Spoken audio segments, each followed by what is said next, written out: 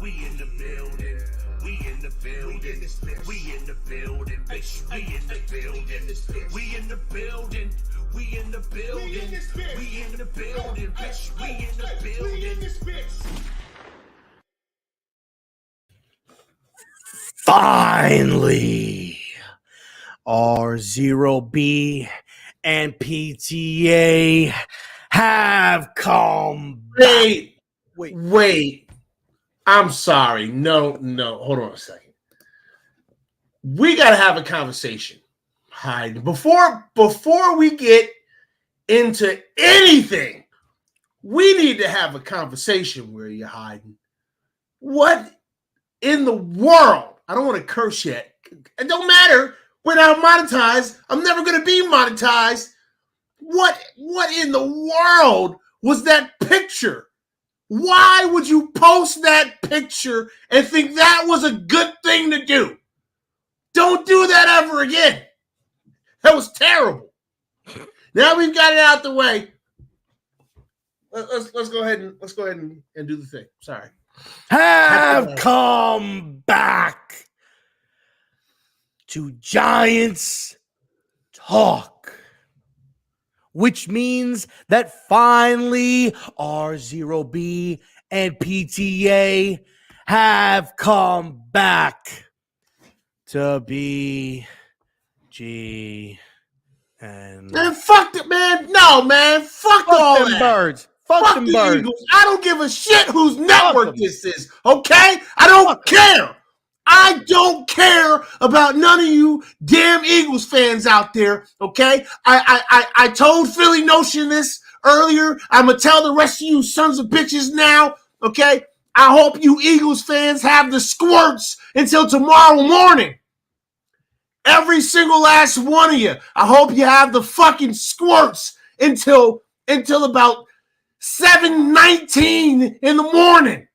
You assholes. That's a long time. Hey, I said what I said. The squirts.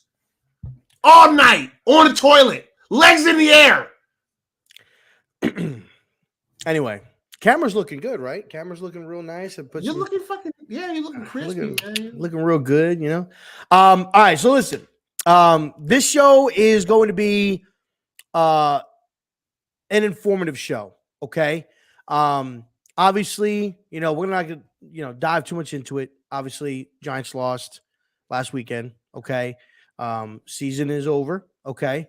But now it's time to go ahead and get into the off-season stuff, okay? The thing we've actually been waiting for. This is what we've actually been waiting for. This is what we've been waiting for. Now, like the season was cool, but this is what we've been season was great, right? But this is where it matters, because this is now year one now of the rebuild. This is when it starts.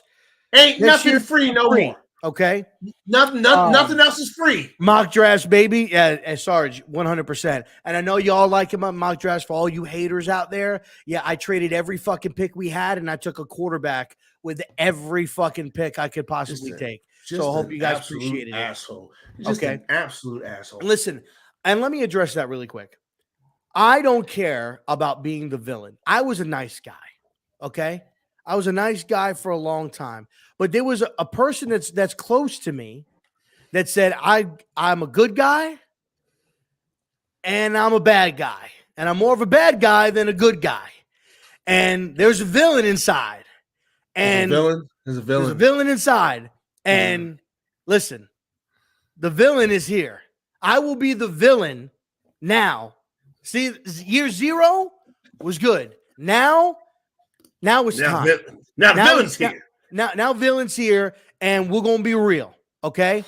So I'm going to post mock drafts. I might draft players you don't like. I went ahead and posted today my pre-off season. Hey, yo, what the fuck is wrong with you, Rob? No, wait a minute. Why, Rob? Why? Because I wanted to. I wanted to. Bro. I mean, I guess ScoMo did the same thing and said 10 wins. So, oh man, we're doing this already. Anyway, Jeez, it's too early for this. We don't even know what the rosters are going to look like, y'all. Like, let's not worry about the opponents because we don't know what the rosters are going to look like. We don't know. Listen, that's why I called it in bold and in caps my pre-off season schedule like prediction. Okay, so for any of you guys that responded to that, quoted to that, oh Rob, how could you, Rob, and how? But we the off season hasn't started, Rob. Yeah, I know the off season hasn't started. That's why it's in my title. Do you read? Yes, God I know. Damn. I'm sorry. Listen, Giants Nation, I'm sorry, y'all. I'm responsible for this monster. Okay, I created this monster. You did. I'm so sorry. You did. I'm you and Twitter Spaces has gone Luku, Coco. Yeah. Okay, cuckoo for Cocoa Puffs. Anyway, so I'm going to continue to do that. If you don't like it, then move on. But if you are going to respond and you're either A, going to say something stupid, B, you're going to be like absolutely just a straight dick, okay? Or C, you absolutely have no fucking clue on what you're talking about. Guess what? I'm going to respond. And if you don't like my response or you don't want to hear my response, then don't respond to me. Period. Anyway, we're going to move on. So in this show, we are going to have Tim from Big Blue Entertainment is going to come on the show. Also, you guys might know him on Twitter. Very, very knowledgeable. I was up till 2 a.m. talking with this gentleman in a non-recorded space last night. He's called the Cap Guru. Okay. We're going to have them come on and we are going to be talking about the hot topic, y'all. Okay. Because somehow people think that Joe Shane has got a money tree growing out his ass. Okay. Oh God. God. And then at that, we're going to sign Daniel to a 2 or 3 year deal where we can get out of it after year 1 or year 2. And we're going to tag Saquon and we're going to go and we're going to sign these draft picks and we're going to, in the middle of the season, people are going to be like, man, this team, they're looking to trade this player. Oh, this team, why don't we go after this guy? Oh, he's a free agent. We should sign him. And we're not going to have the money to do it. So now for anybody, no, John, don't do it, John. I bought you lunch. I got you lunch this week. So don't you fucking do it. We are going to go ahead and we're going to talk cap. So anybody that has questions or you are unaware and you're trying to figure out, man, jolly old B, can we sign Daniel Jones and keep Saquon Barkley and better this roster and be competitive with the Eagles and the Cowboys? You're going to find out how we're going to go ahead and we're going to do Hey, yo, Rob, do me a favor, man. Show me on the logo where they touched you. Show me on the logo where they touched you. How the fuck did we get here, right? Because I remember I was here. Okay, I was here. I remember you was all up in arms about not taking Daniel Jones's 5th year option, which is paying way more. I said I wanted to take his 5th year option. Yeah. You said you did. How do we get from wanting to keep Daniel Jones here for another year to get ready to sign Daniel Jones to a 7-year contract? Time out. So how do we get here? So here's my stance. I am okay with Daniel Jones coming back, but I am not okay with him making $30 million. He was going to make 32 on the fucking. Listen. Here's what changed, and I'll tell you why, and I'll briefly give my explanation. Watching that game against Philadelphia clearly showed me, I don't know about any of you guys, but clearly showed me where we are at and how far away we are as a roster compared to the Cowboys and compared to the Eagles. Now, we didn't play the Cowboys in the playoffs, but let me explain something to you guys. The only reason why the Cowboys were in that game against San Francisco because their offense sucked majorly. majorly was because of their defense. Was the only reason why that was a 7-point game. For God's sakes, their offense put Zeke at center and hiked the football. Okay? Like, and Kellen Moore is, or Kellen Clemens, whatever the fuck his name is still in Carolina. He didn't leave. He's still in Carolina on a second interview. Maybe because they wanted him to break down that play and the thought process behind that play. Why did you put Zeke at center? Maybe they're going to put Dante Foreman at center in Carolina and hike it to Sam Darnold and say, yo, chuck it up to DJ Moore like PJ Walker did against Atlanta.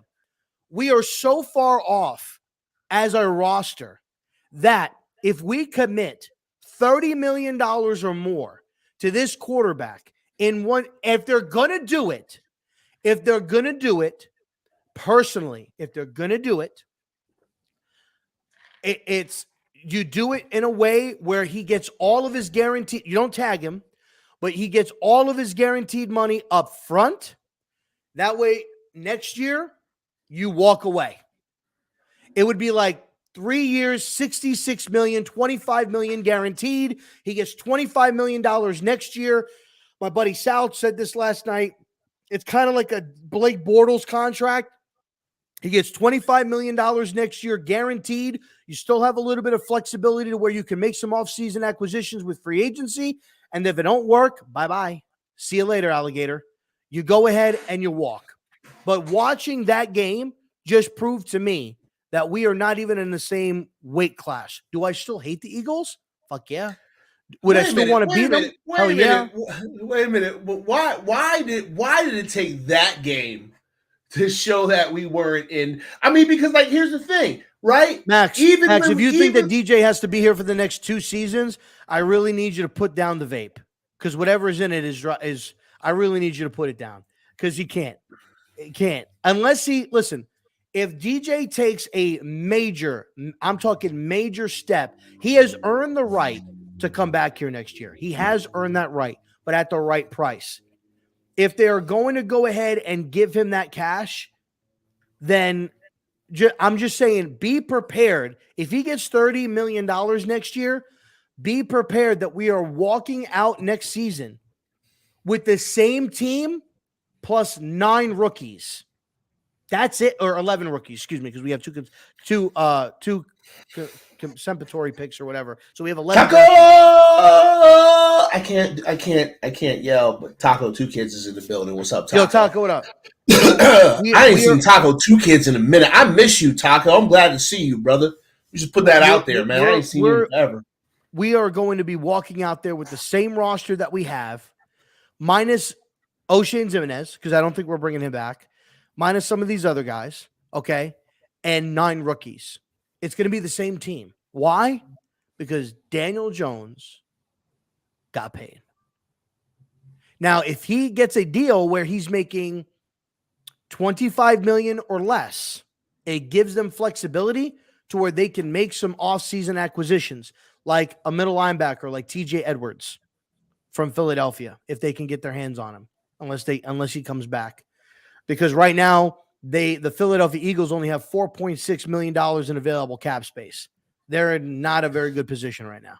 Okay, here's what I'm going to have to do. This is what I'm going to have to do for this fucking episode, y'all. I'm going to have to cheat, right? Because I don't know shit about the cap, all right? Like, I don't know a damn thing about this cap, all right? Just so y'all know.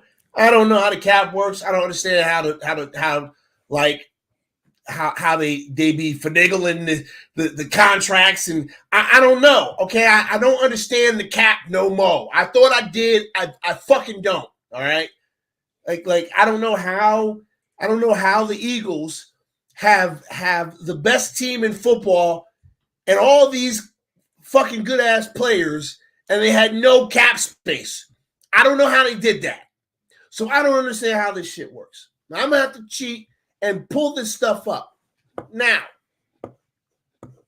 here's my question, because I know you know the answer to this, Rob. What do the Giants have in terms of free cap going into this offseason? So right now, the New York Giants have $54 million in cap space. That is what they Okay. have. Okay. Now, the two obvious transaction. Let's do one. The one obvious transaction is going to be Kenny Galladay. Now, Kenny Galladay is more than likely going to be a post June 1st cut, which means we are going to pay him $4.5 million, I think, but we are going to get like 4.5 or 4.6 million back, but that will be after June 1st. Now, what they could do is they could do what the Saints did with Michael Thomas, which is basically saying, hey, we're going to restructure you. We're going to cut you before June 1st. So it would be at the time when free agency is going to start. So he would take a small pay cut, but he would become a free agent at the time that free agency starts. So he has a jump start on potentially landing and signing with another team. That will, at that point, give us the $14 million at that point that we would have gotten in June after free agency was over. We would get that money at the time that free agency is starting. So that brings us up to $68 million. Cap Guru my is man. in the building. What's up, gentlemen? How's it All going, right. sir? Hey, I'm glad you're here because I don't understand the cap. I don't know how it works anymore. None of it makes sense to me. All right. I'm not gonna sit here and pretend like I know how these teams are finagling this money. So hopefully you can make some sense of this. Dude, I like to pretend I know, so let's go about it that way. Oh, okay, cool. Listen, if you guys are not following Cap Guru on Twitter, be sure to go. If you have any cap questions, I was up till 2 a.m. talking with this guy last night. That's why he's got a Red Bull, and that's why he's drinking it, because he's tired. He was up all night last night talking about the cap. But we ran through a lot of different stuff. So questions, mainly we're going to let these guys kind of talk. We'll ask some questions, and they'll answer it. And these will be basic questions like what Pest is saying, like, hey, how much cap do we have? What can we do? What moves can we make? You know, this, that, and the third. Where I know about the basic cap, what Big Blue Entertainment from Tim from Big Blue, who will be here, and what Cap know is the signing bonuses, the roster bonuses. They know a little bit more about that and how that would work, things like that, what you can do, how you can maneuver that. If you cut a player, does that still count against the cap?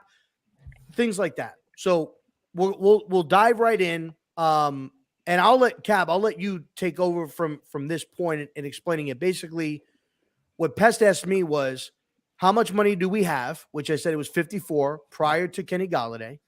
And that if we do the restructure with Kenny to cut him in March prior to free agency starting, we would get that $14 million. We'd give him $4 million and change. And he would take a small pay cut, but he would be a free agent at the start of free agency. We would get that $14 million. So at the start of free agency, we would, prior to extending Daniel or tagging Saquon or anything like that, we'd have that $68 million. So if you want to take over from there, what would be the breakdown from that point? Okay, so we gotta go back a couple steps. All right. So the tagging a player occurs before the league year starts. Okay. So the Giants have to make the decision to tag whoever they're going to tag. If they're going to tag somebody, they have to make it before March 16th. So that has to happen on by March 7th. Okay. So before free agency starts, before they do any of that, they have to make that decision. All right. Does that make sense? Yes. Then when the league year starts, that's when the clock starts on all this shit, and the cap gets readjusted, and the space, and they have to be cap compliant by then, if that makes sense. Mm-hmm. So if they decide to tag Daniel, right, or Saquon or whoever it is, they have to, whatever else is going on, they just have to be under the cap by the start of the league year. That's it. Doesn't make a difference. Now, if they cut Kenny, if they cut him as a pre-June 1 cut, it's $6.5 million that they get back towards the cap. Does that make sense? Mm-hmm. And all his dead money stays in this year. If they cut him, if they do a post-June 1 designation, he gets cut early, and the dead money gets split up between this year and next year, and they save $13 million. Does that make sense? Yes. Okay. Either way, at the end of the day, when you're cutting a player, you're looking at, am I saving money relative to the dead cap hit, right? Or am I, like the Eagles did with Carson Wentz, going to be a net positive, even though I'm going to suck for a year or two because I had to pay him $47 million not to be on my team, right? So the decision comes down to, how are you going to do it? Do you want to necessarily deal with dead money again in 2024 for Kenny? Do you want to have his contract on the books again or not? As far as his contract, the only part of it that, he could really forgive would be the $4.5 million in guaranteed salary that he's owed. But we have no leverage to say, hey, void it, because let's face it, nobody's going to sign him for $4.5 million, right? And here comes Tim. You know what? I got the link, but I got it from somebody else, and I wasn't looking for the link from somebody else. Not gonna fucking throw it away. My bad, Tim. He was like, bad, who Tim. in the Yeah, bad, Tim. What's going on, Tim? My bad. what's going on, guys? Not much. Just get Okay, so I'm sorry. I'm sorry, Guru. Continue what you were saying. Yeah. So Tim, what we were talking about was basically just talking about the deadlines for when the tags have to be issued, right? Which this year is March 7th. New league year, when the clock starts, all that stuff, and talking about Kenny and his contract situation. Pre-June 1 cut, it's $6.5 million in savings. Post-June 1 cut, it's whether they actually cut him after June 1 or they do a June 1 designation. That's going to be $13 million in savings for this year, right? Right. You all know that you have two post-June 1st designations that you can use before June 1st. Right. But you don't get the money until they didn't use last. Yeah, I know, but they didn't use last year, which they should have. But we're not going to get into that.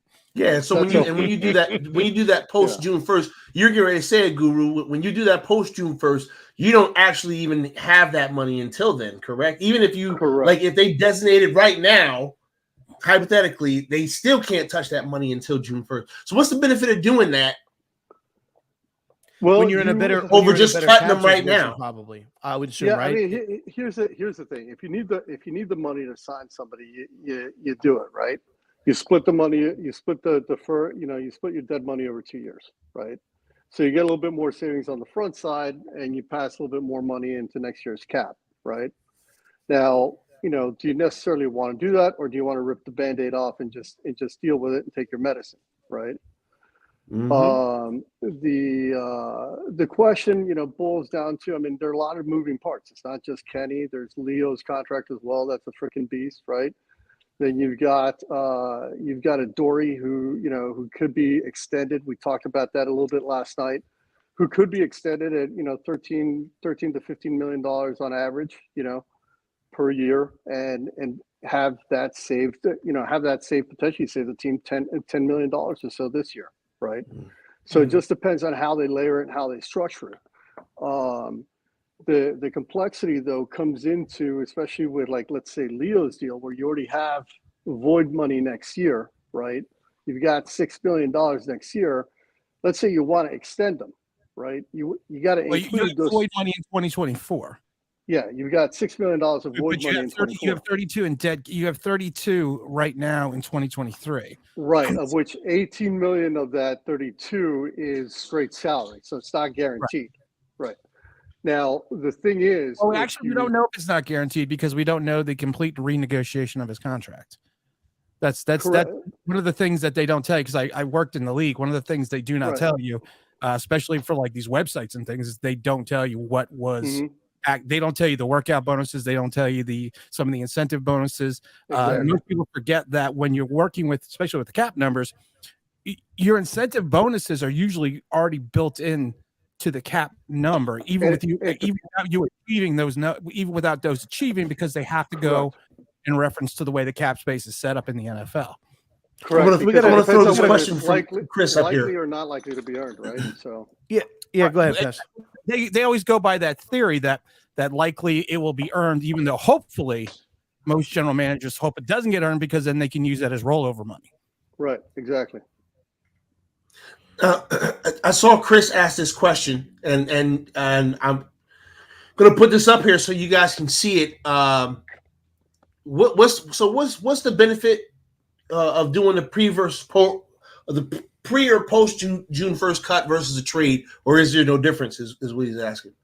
So pre-June 1 cut just basically means that you have all your dead money in this year, right? And next year you're not dealing with it. You're completely free of it, right?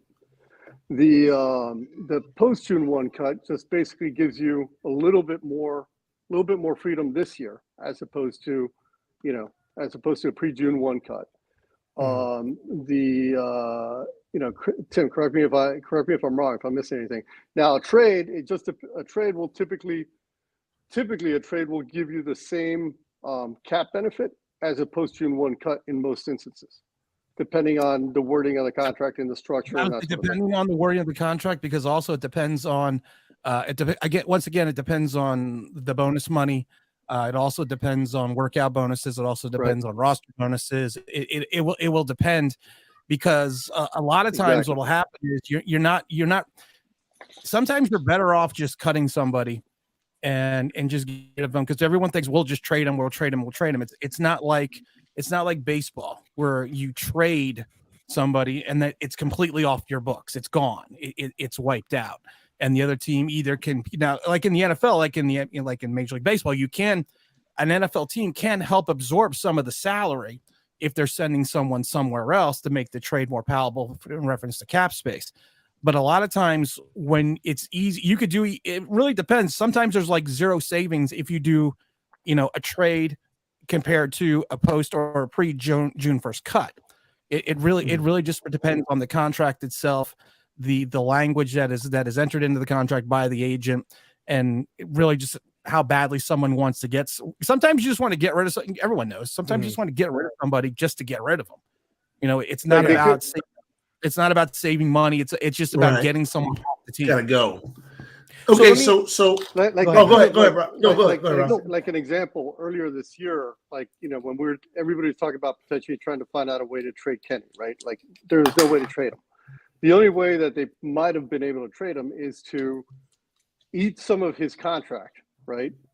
And renegotiate it to a point, flip it into basically bonus, send him to somebody else where their cap hit for him might have only been like $10 million, right? And therefore they may have been willing to take the risk on him. The Giants would have been out of the dead cap with that, right? And still save money relative to last year and this year, and had a little bit more space for the season. But of course, trying to move Kenny was probably something that they weren't able to do, even if they ate $10 million. So let me ask this question, and Tim, I'm gonna, and again, guys, if you guys don't know Tim from Big Blue Entertainment, Twitter, YouTube, make sure you check him out. Cap Guru on Twitter, great guys here. Cap questions. Hey, does this make sense? Anything, they will respond to you.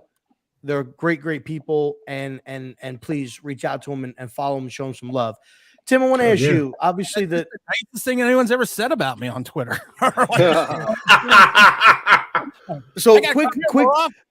Quick funny story. Tim actually joined one of my spaces, and this was after we had the big BGN thing where we were playing the Eagles the first time. And when Tim came in and he was talking, and I was like, man, this guy's voice fucking sounds familiar. Like, what the fuck? And I was like, yo, Tim, were you in fucking BGN the other night? He's like, yeah, that was me. I was like, oh fuck, like I didn't know that was you. Like it was like fuck. I was like, hey, he's part of the family. Yeah, he's part of the family. Yeah. He got keys to this joint. He's got keys. He's got the keys. He's got keys. He's the godfather. He's the godfather of it all. He's the godfather of it all. So Tim, the biggest topic right now this offseason, really been the biggest topic the last 4 years, is Daniel Jones.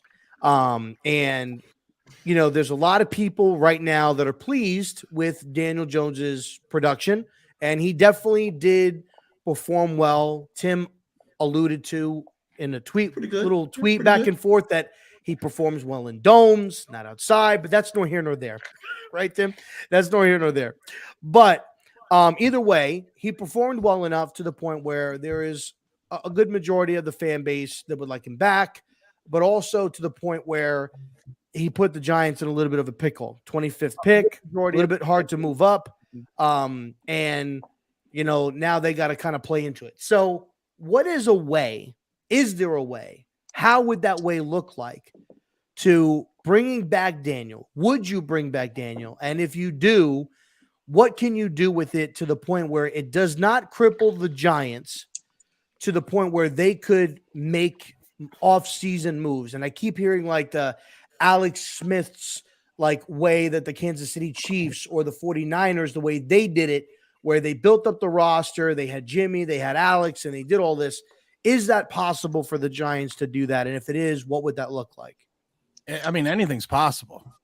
I mean, I could get better looking, but, like I said, anything's possible. But, I mean, if you look at it from a perspective of the organization, you're sitting around 56 million. You probably can create another 10, if not a little bit more.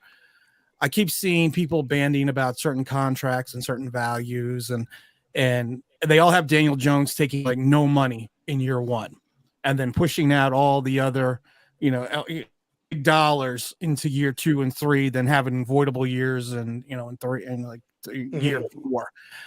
Everyone always seems to forget certain things such as bonus money. Most bonus money is paid up front. I mean, it's given to the player up front because of the fact that no players are going to, I mean, if you're an NFL player, your career's short enough as it is. Are you going to not want to take bonus money? Are you not going to want to? And bonus money hits the cap immediately because it's paid to the player right away. And a lot of times, hold on a second. Let's rephrase that. Bonus money, you can accrue it. You can account for it over 5 years on how the contract value is. But most teams do not want to. Most teams give the bonus money up front because they don't want to have it spread out over the contract because of the fact that they're also going to have the salary number. It also dictated. And I could tell you strictly in Tampa back in 2003, there was a player that they got rid of. And they basically brought him in and they gave him all and this is not in really the infancy of the cap space, but this is, in the beginning, and they didn't understand when they did it, which is why they got in trouble in 2003 after winning the Super Bowl, was the fact that they gave this gentleman the bonus money. It didn't work out. And they decided they needed to move on. But the problem was it was going to put them in cap purgatory the next year, which it did, which is why they had 2 losing seasons in a row. I always tell people just because I came to Tampa after they won a Super Bowl, it was not my fault that I helped cause 2, John Gruden, some of his worst seasons before, he went over to Las Vegas. But the problem is with Daniel Jones is if you look at, everyone has a wish list, and the wish list is Daniel Jones, Saquon Barkley. They want to bring back Julian Love. You still have Darius Slayton. They want to go sign they want to sign Hopkins. They want to bring in a linebacker. They want to do this. They have to, you have to have your cap hold for your draft choices. The money sometimes just doesn't equal up. And I find it interesting right now that if you go on like ESPN and certain places, when they talk about Daniel Jones now, they talk about how it fits in economically. They're not because of the fact that a lot of people are saying, give him $45 million.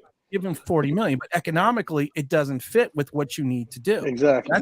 That's why they always say if you take a quarterback in the top 10, you need to win within the first 4 years because if you don't, you're going to be in cap purgatory. Question really quick, Tim. So when we're watching free agency frenzy, right? And we see on the screen, just for me as a fan, and I'm sure everybody else would like to know this too. When you see Saquon Barkley signs 4-year, $60 million guaranteed, $40 million or $60 million, $40 million guaranteed. That guaranteed money is not the bonus money, the signing bonus money. Correct. So the signing bonus money, they never bring that up when they're announcing it on ESPN, NFL Network. That is strictly in your contract at that point. They do talk about it. They do mention it. Not to jump right, but they do mention it. But I think it's more the people that are on Twitter. It's more the people that are fans that don't understand. It's like I always talk about the rule of 51. And people think I'm crazy about talking about. God, yeah, no, all the time. that blows people's minds. It blows people's minds, but like I said, if you're on ESPN, you're on a sports show, you know what that is. Yeah. But I think the idea is, but not everyone's a cap guru. Yeah. I mean, not everybody. And the other thing is dead money. Like, I think the most misunderstood and misquoted topic is dead money. Like, people, I talk about that all the time. It's like, are you saving money? Yes or no? Like, if you're going to cut a player, are you saving money? Yes or no? That's the only thing that matters, right? Yep. Relative to the cap. Are you going to save money? Yes or no? What's the impact? And that's it. Forget how much dead money there is. You know, if you're a GM, you have to be comfortable operating with dead money because you've already paid it out. So you've got to deal with your shit. Like, you know, the more you fuck around, the more you're going to find out, right? Yeah. So, you know, at the end of the day, that's how that works. I mean, like, we were talking about this yesterday. You know, you take Tim. This is the rule of thumb that I've always kind of followed. You know, with cap planning. We're talking about, let's say the team has $55 million in gross space, right? The effective space that they have to work with, once you account for, give or take $10 million to operate in the season, and we're talking about cap space allocation, not the actual contracts and cash spending and all that stuff. And you take $10 million for your rookie class in cap space, give or take, again, you know, ballpark. And, you know, with just this year, the Giants were over $4 million, well over $4 million for the practice squad. You know, again, buffer it $5 million to give you a little bit of wiggle room. So you got about $25 million you got to take out of that. So from your 55, you come down to $30 million in effective space to use, right? Tag Jones, that's a hard hit. That's it. God. Oh my You're God. done. Oh no. Oh no. The light bulb just went off. Oh no. Now let's look at it like this. You have I've only been talking about this now for 4 months. Yeah, no, I've been talking about this for like since last year because I already saw this coming down the pipe, right? Oh no.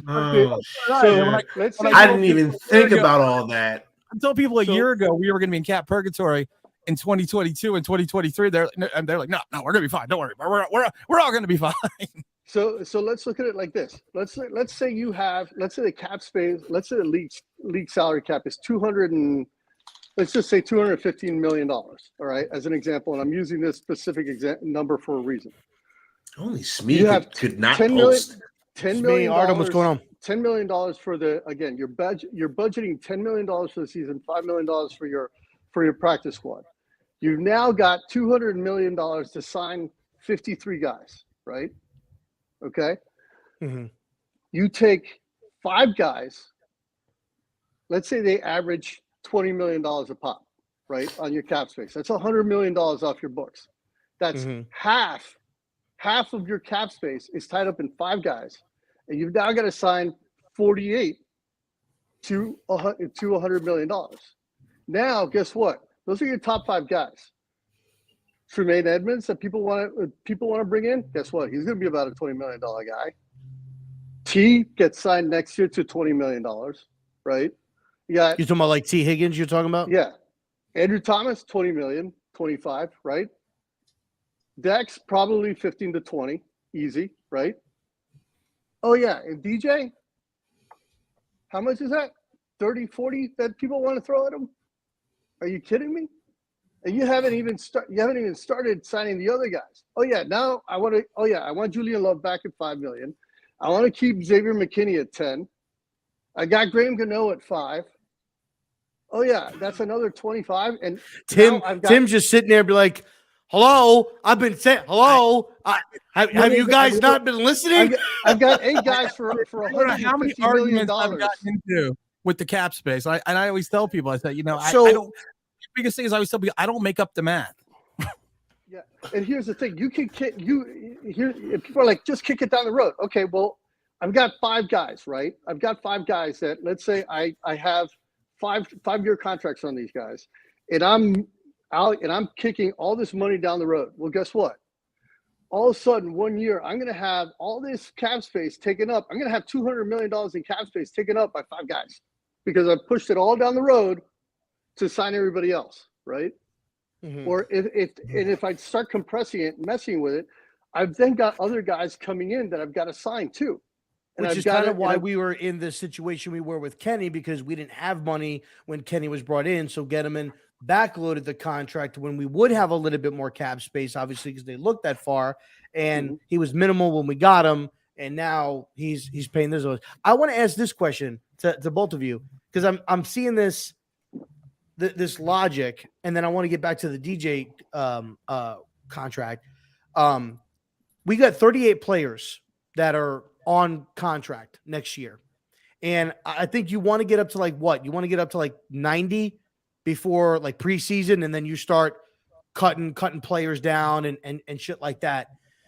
Now, what I keep saying is obviously you want to have a 53-man roster. So you want to have somewhere around 53 guys, maybe 49, 50 guys, 51 guys or whatever. You have a couple of open slots. And I think you typically have like what, 10 to 12 guys on the practice squad, or 13 on the practice squad? up to 16. 16. Okay, 16 on the practice squad. Now, I'm hearing this. We have 11 picks. We have 38 guys on contract.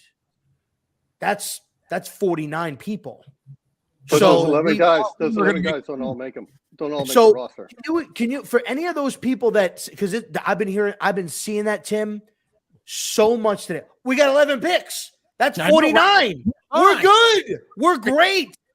So can you explain to those people how that sounds so stupid to say, please? Well, it's actually easy because of the fact that Cap Guru said it best. Not everyone makes the team.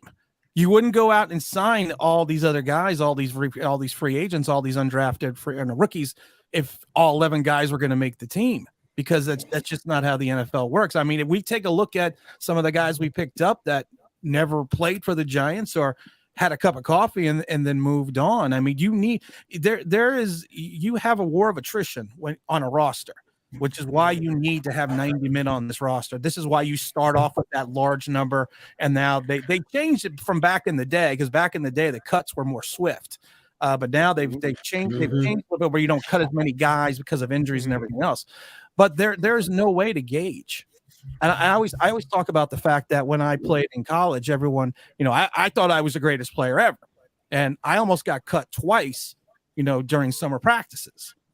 And I knew I probably wasn't that good, but my theory was this, that there's only a certain amount of people that are out for summer practice, so I'm going to make the team. Yeah. No, that's not how it works, because you have 72 scholarship guys coming back as well, and when they come back into the fold, you're pushed out. Plus, people have to worry about, you have to look into trades, you have to look into injuries. There are so many factors. I once watched in a day in Tampa.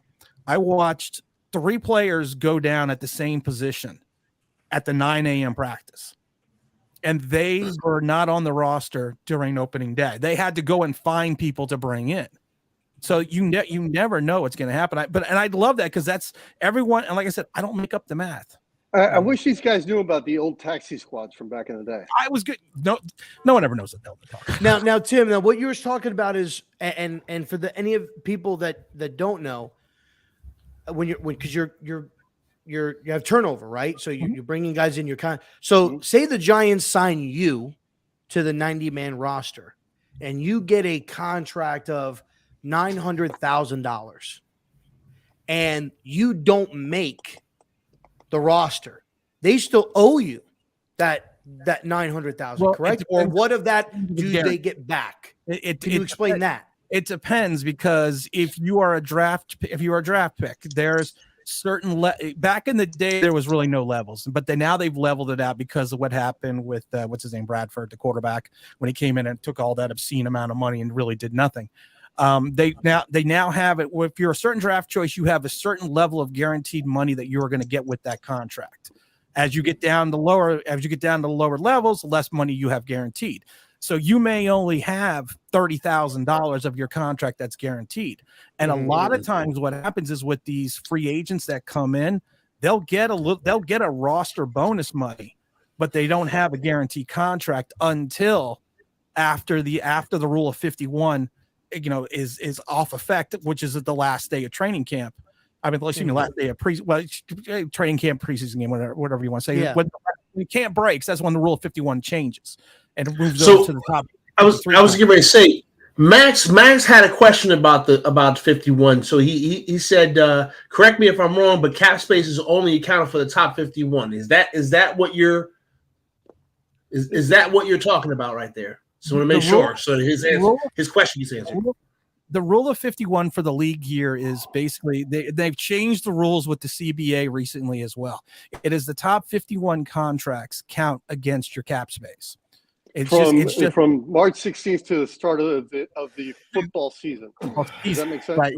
Once the last game, once camp breaks, the Rule of 51 is no longer in effect, and then you have to have the other 2 contracts added on. And at that point in time, you are supposed to be under your the cap. practice squad and the practice squad.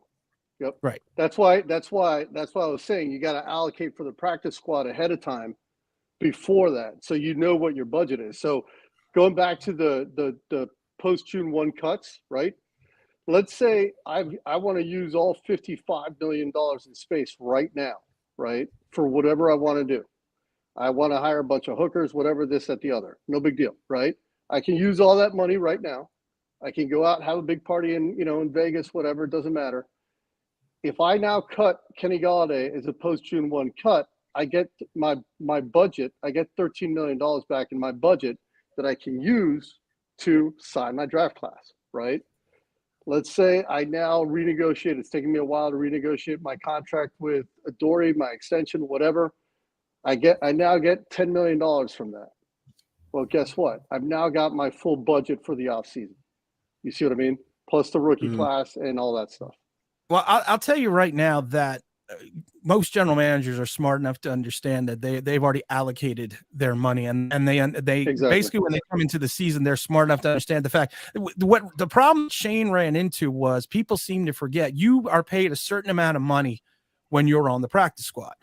Exactly. And that practice, I mean, I believe that I can't remember if the top total is $18,000 a week. It's like $6,000. I can't remember the top total, but you are paid. And then you have the guys that are like the vets, the 6+ year vets that are allowed. But and exactly then what I'm going to say. But once you're removed off the practice squad, you are now getting unless you have some type of contract, you are getting your veteran minimum contract, which will fluctuate for one game, which will fluctuate between your number of years of service in the league.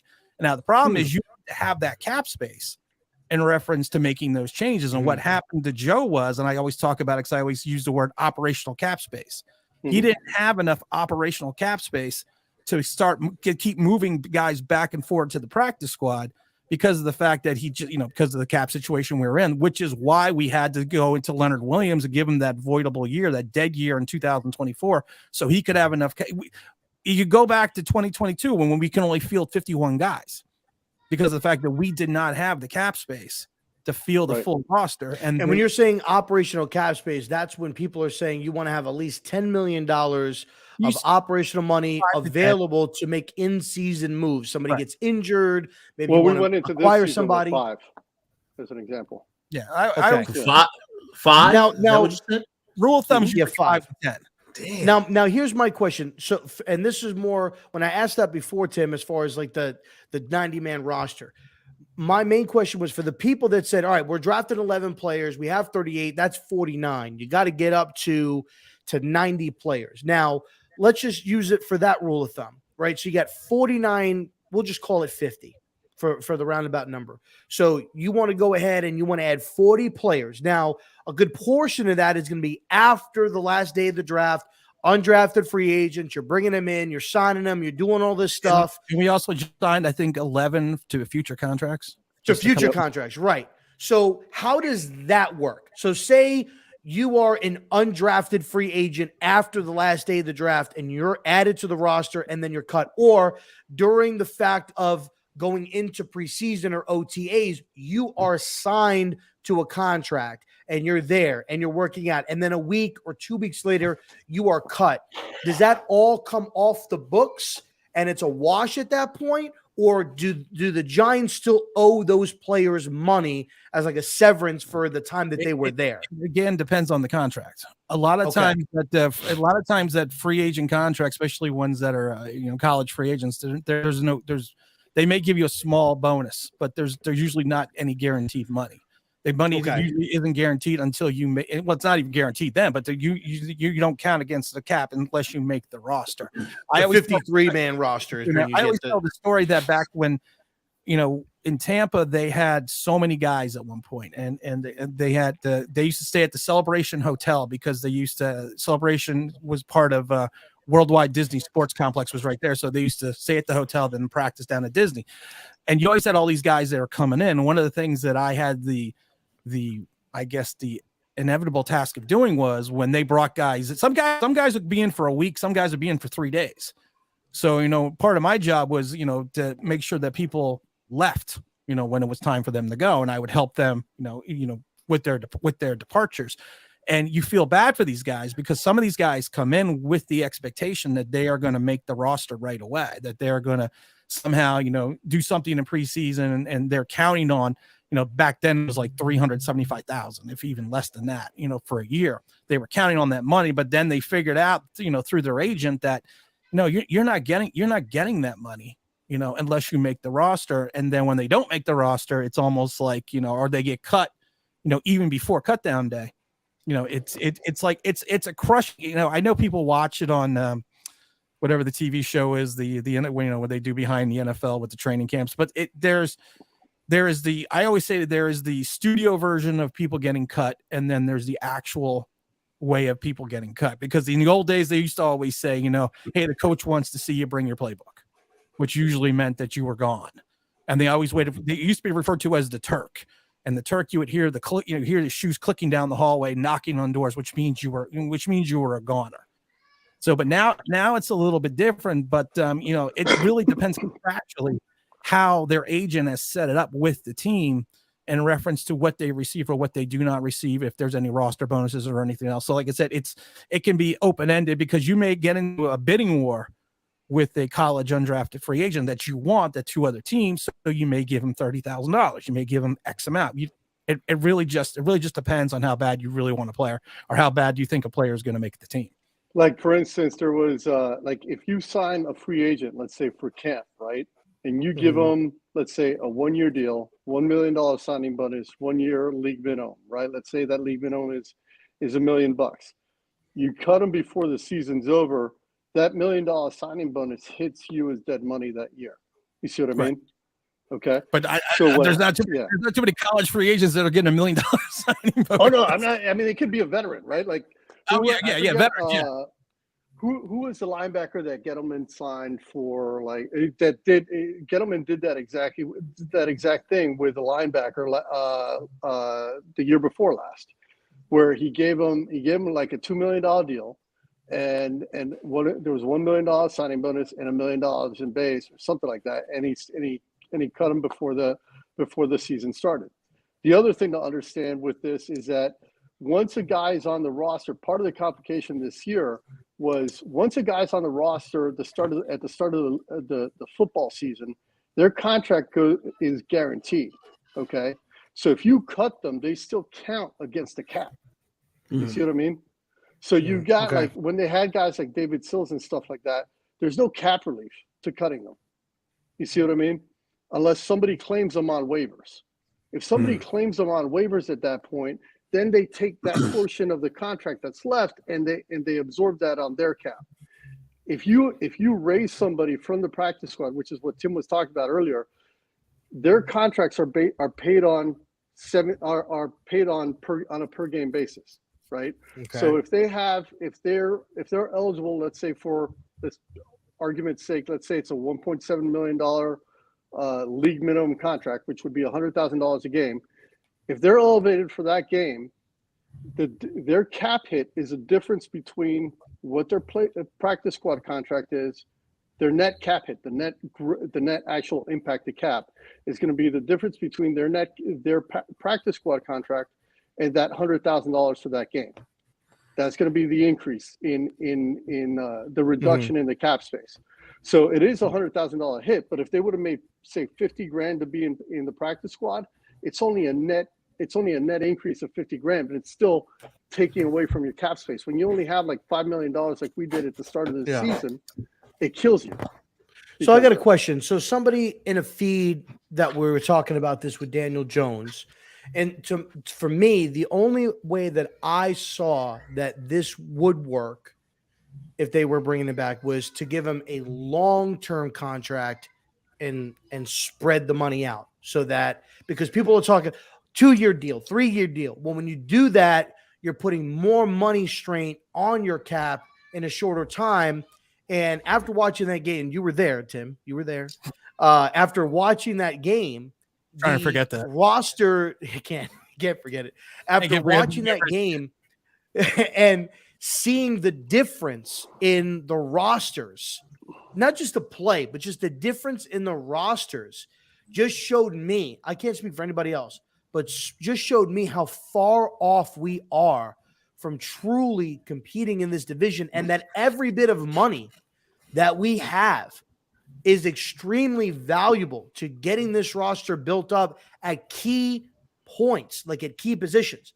So going over through my feed, going back and forth, 2-year, 3-year, I had somebody, and I'm not going to mention the name, but I had somebody that posted out a contract. And this is what they said: $35 million a year average over 5 years, $175 million. He would make $14 million this year, $28 million next year, $44 million in 2025. There would be a 3-year out. Somehow he figured out that there would be an $18 million dead cap hit. I don't know how he did that. Then he says 2026, $44 million. Then he said 2027. Think about that. Daniel Jones would be here until 2027, and he would be on the books for $44 million.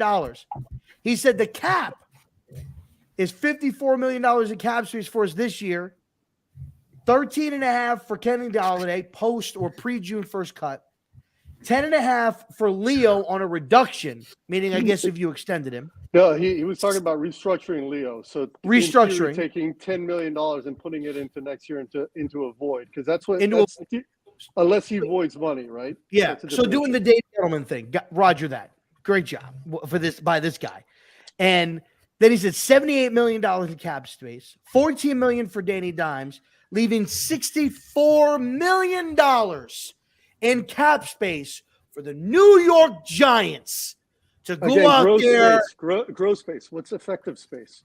Exactly. To go out there and become the roster that we know and we want. So Tim, and oh, by the way, hold on. Out of that $175 million, only $70 million is guaranteed, which to me, that's like, you're delusional if you think you're on $175 million. You're only taking $70 million guaranteed on that. That's more like $100 million or $120 million guaranteed.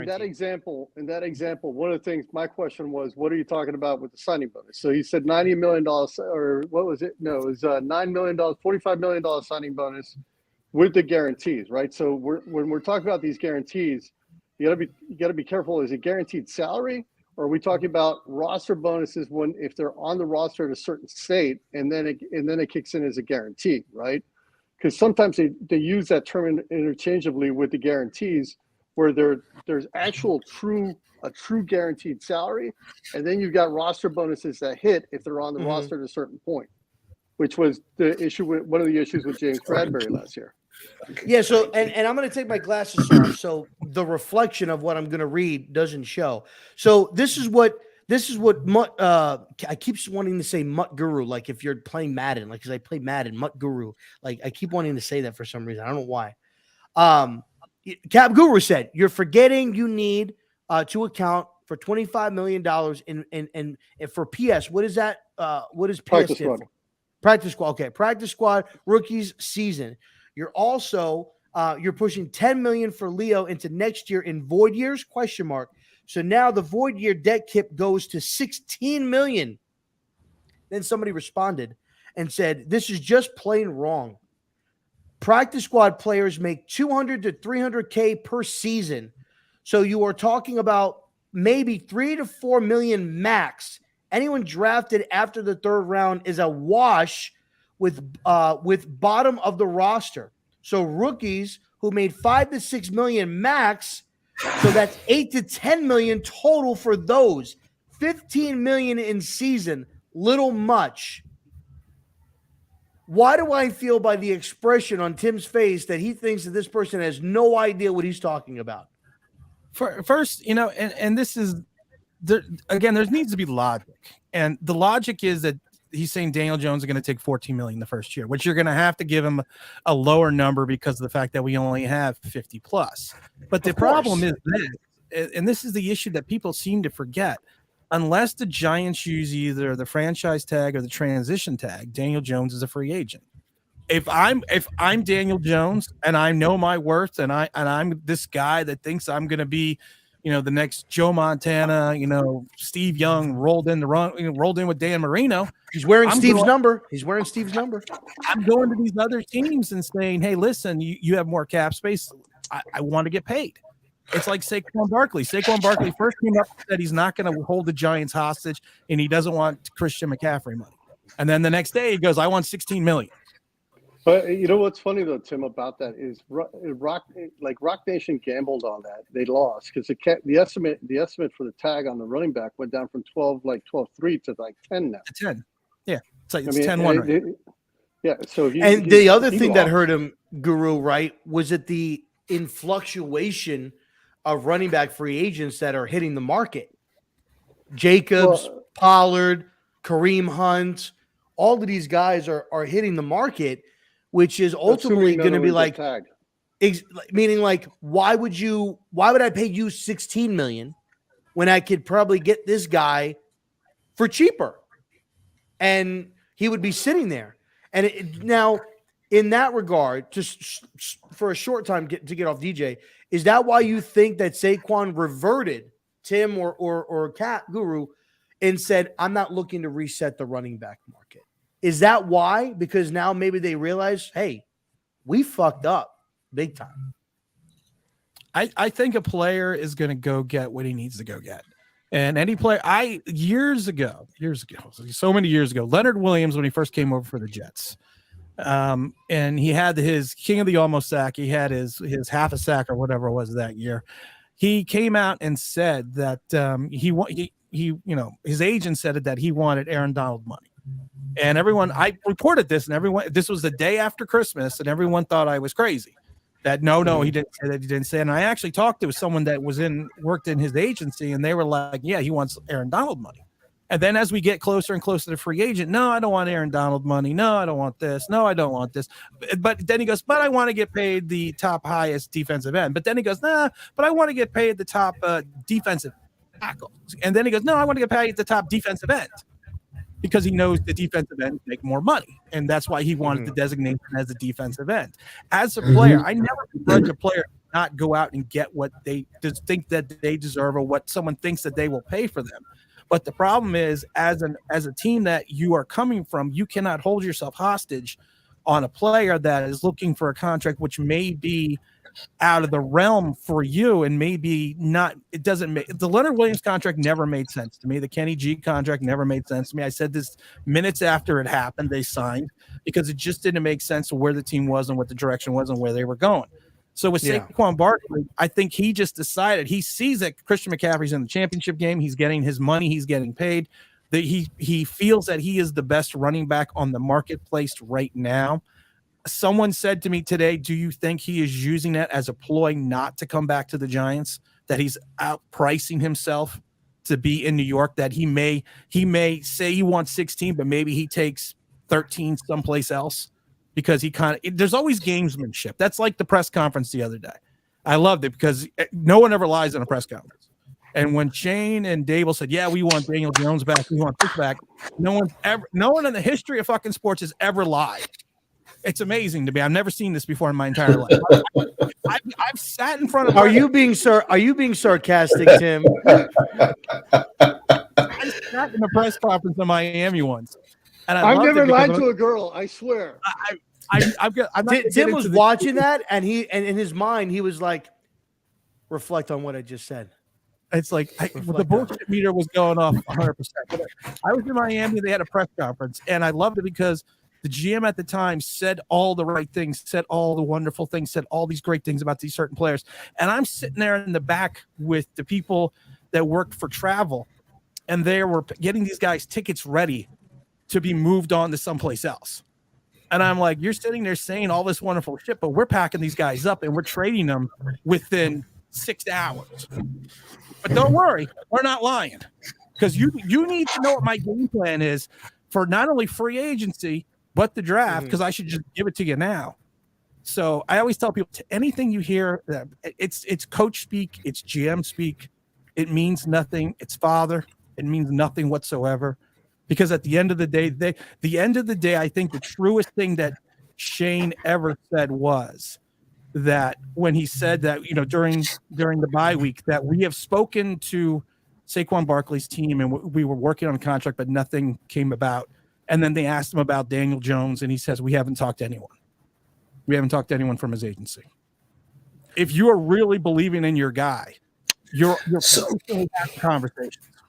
So here's hold on a second, because I've always been curious about something, right? And Tim, maybe you could give us some insight on this, being that you've been involved with the NFL in the process.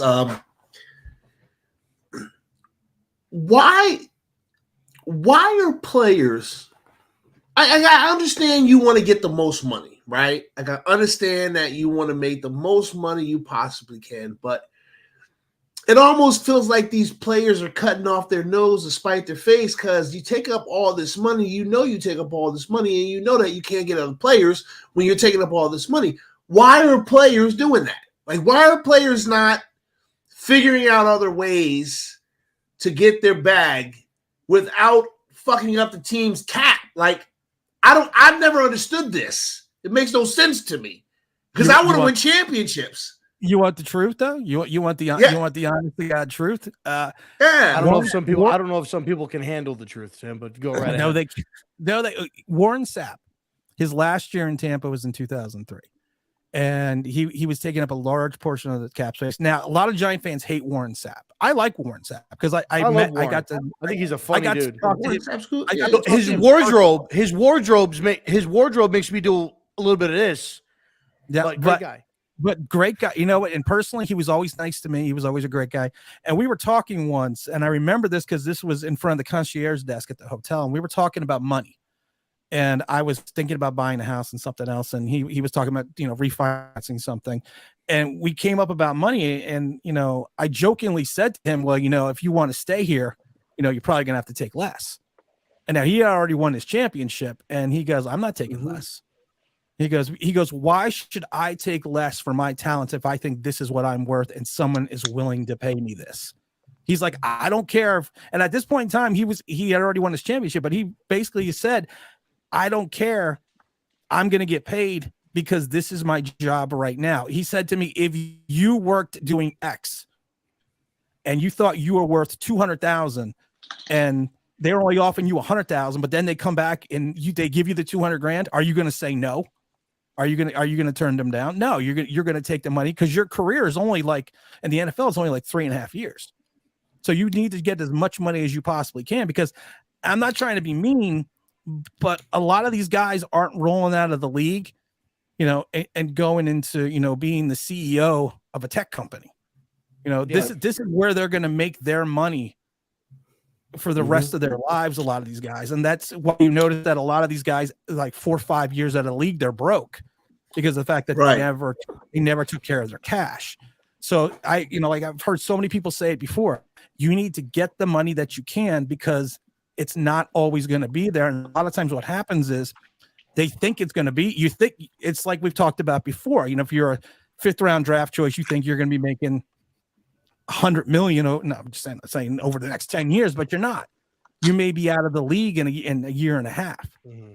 So even if I understand Pest's point that you do have players that take home team discounts, but I like I said, I never begrudge a player for saying, I'm going to get what I'm worth. In my mind, if someone's willing to pay it, let them figure out the fucking cap, because you know what? I'm here to play ball. And just I just never quite understood, if players really realize how much their greed prevents them from actually being like a champion. And it's crazy for me, right? Because I would personally think in a market like New York City, right? If I win here, I'm a god. So why not take a little less money so I can win here and then be a god? I can be on TV like Michael Strahan. You know what I'm saying? I can have my own show like Eli Manning. Think of this though. In your current job, in your current role, would you take less for the company to make more? See, you. I mean, they always say the pause. They refer to it as the cesura, which is a dramatic pause. Here's the $1 million that sucks, question, man. I love my job. I love what I do. Hey, Rob. Go ahead, Cap. Hey, Tim. I wanted to ask you a question. Do you remember that game? I'm pretty sure it was. I'm 99% sure it was Neil O'Donnell. It was like the first game of the season. It was like back in the 90s. First game of the season. He threw like 5 or 6 touchdown passes in one game, and like he earned like a $2 million check, right? Yeah. And it was not likely to be earned, because we were talking about the cap stuff, right? Not likely to be earned. So it hit the books next year. I'm pretty sure it was Neil O'Donnell. Wasn't it like when he was with the Jets or something like that? Because the year before he had been injured and only had like 4 touchdown passes. Yeah, it was. I believe it was with the Jets. Yeah, and so that was one of the things we were talking about last night. In terms of potentially structuring a deal for DJ with that. I mean, the Niners did that actually a lot of that this year with Jimmy's contract. But I think most people think that. I mean, or I think Daniel Jones may think, or his team may think that he's above Jimmy G. I mean, you have some people that were saying that he's a top 5 quarterback. I mean, I think he's in the top 25. Maybe at 26. And I know that we don't listen to those people. We don't listen to those people, Tim, that say he's a top 5 quarterback. Listen, here's the $1 million question: is Daniel Jones, in your honest opinion, press conference aside, everything all aside, is Daniel Jones on this roster in the 2023 season? If you look at it cap wise, if you are a smart capologist, and you truly look at what the Giants need, you need a center, you need 2 guards, you need at least 2 wide receivers, you may need a running back, you're going to need I like Bellinger, but you may need a little bit more help at the tight end. You're going to need some outside speed on your linebackers. You're going to need a cover linebacker. You're going to need at least 2 middle linebackers. You're going to need at least a CB1. You may need a strong safety as well. And you're going to, you're going to need a punter, because I've never seen a guy that's called the Scottish Hammer who can't do any directional punting, which was kind of an oxymoron. But at this point in time, you have to look at this and say, I think the Giants are going to take a regression next year. I think it's going to be like the 17 Bills, with Tyrod Taylor. They went to the playoffs, lost to Jacksonville. 18, they went 6-10 because they drafted Josh Allen and he played like in 11 games. I think that the ball doesn't always bounce the way you should. And I think Shane is smart. He understands that the offense did not run through Daniel Jones. It ran through Saquon Barkley. When 2 of your comeback drives in the fourth quarter, you only threw 1 pass in 2 games, and in 1 game, you didn't throw any passes in the fourth quarter. I'm not consistently in love with that. People look at Justin Fields in Chicago and call him a bust. He had more touchdown passes. He had a little less in reference to passing yardage, but he had over 1,000 yards rushing, and he had more touchdowns than Daniel Jones, and what you would consider a considerably worse team with the worst weapons around him. But they had similar stats. But for some reason, he's a running quarterback, and Daniel Jones is a messiah for throwing for 3,000 yards and 15 touchdowns. If you are a smart man, you look at this and you say, you know what? There are guys in the draft. There are guys in free agency. I've missed my window. And I've said it before, you're a new general manager, you're a semi-new coach. You want to win with your own guy. You don't want to win with a retread, because if you lose with Daniel Jones in year 2, it's no one's fault but your own. And you can't go back to ownership and say, well, now I got to draft a quarterback in year 3. Mm-hmm. In my opinion, Daniel Jones will not be back on the Giants. And I think more than likely Saquon Barkley is going to be returning, but I can't think if Daniel Jones is going to sit there and say, I'm going to take $14 million that first year, because of the fact that what player would sit there and say, I want you to give me half of the value that I think that I'm worth, or what the market dictates. It doesn't suck for me, but I just don't see it. And I said, don't shoot the messenger, because it's math. I didn't make up math. If you look at it math wise, talent wise, organizational wise, it makes zero sense. Now, and the other thing is it's not only that, it's the cap only goes up 10 to 15% every year. I mean, you're talking $20 million, here and there, $25 million, maybe the year after that, and you're talking about over 100% increase in the cap space that's being taken up by Daniel Jones, right? You're talking over 100% increase in the cap space that Dex is going to take. You're talking over 100% increase in the cap space that Xavier McKinney is going to take. You're talking over 100% increase in the cap space that Andrew Thomas is going to take. You can't continue doing that and think that you're going to be able to, bring a bunch of other people in either. And so building from the middle out, which is where we are right now with a fucked up cap base like we have right now, is like the freaking Bengals trying to retool over and over with Andy Dalton. Does that make sense? Mm-hmm. Like they added weapons for Dalton, and he didn't take that next step, right?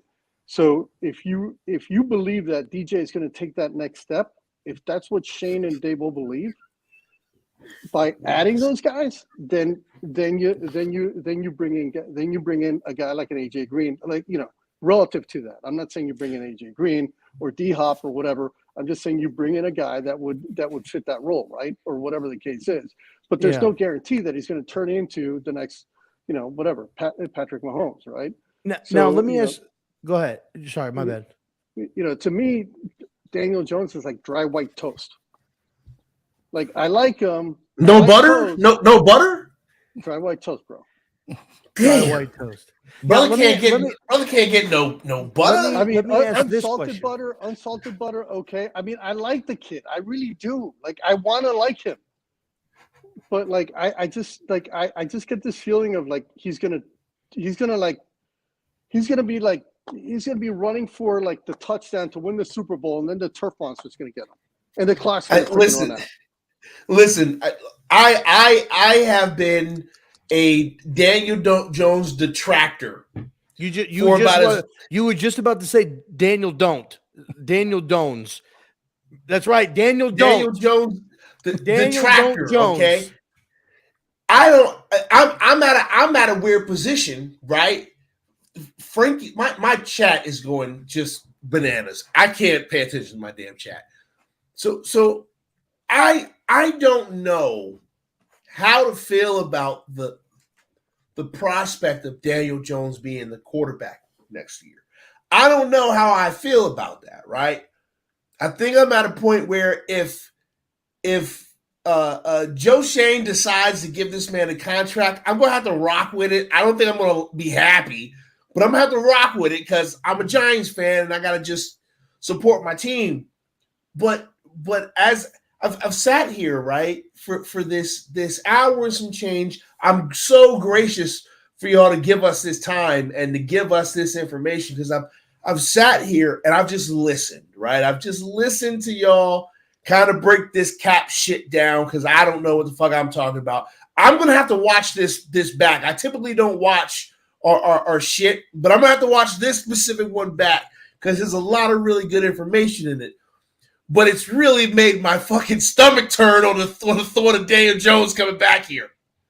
Because I'm not thinking about all that extra shit y'all been talking about all night. But now it's in my head, and I'm like, holy shit. Do we really want to spend that much money on Daniel Jones? It makes you think a little bit differently, right, Pest? I mean, when you step back and you think about it, and here's the thing. I'm in these spaces, Tim, I'm in these spaces every day. And yes, I was rooting for him. Yeah, because he's wearing big blue. And yes, after the performance against Minnesota and the performance against Indianapolis, and I knew we were going to the playoffs, like the offseason to me is like blocked out. We're in the postseason. I want to win. And I'm rooting for him. Yeah, rah, rah, rah. But what killed me is I don't think if we lost that game to Philly 37-34, I could probably walk out of that and be like, yeah, you know what? This guy, we need to figure out a way to make it work. Like, we need to figure it out. Like, he had us on the cusp of going to the conference championship game. But to get blown out 37-7 by 31 points. And look kind of lost while you're doing it. But yeah, that's like, kind of a let's just be real. Let's just be real. And you look fucking lost while you're doing it. At times, it looked like we didn't even get off the bus. Yeah, we didn't get off the bus. We just the team was watching the game in the locker room. There were dummies on the field. Okay, yo, I had to watch that game while having the flu. All right, I had the flu this whole weekend. Wow. Son of a bitch. I want to ask two questions to either Tim or Cap.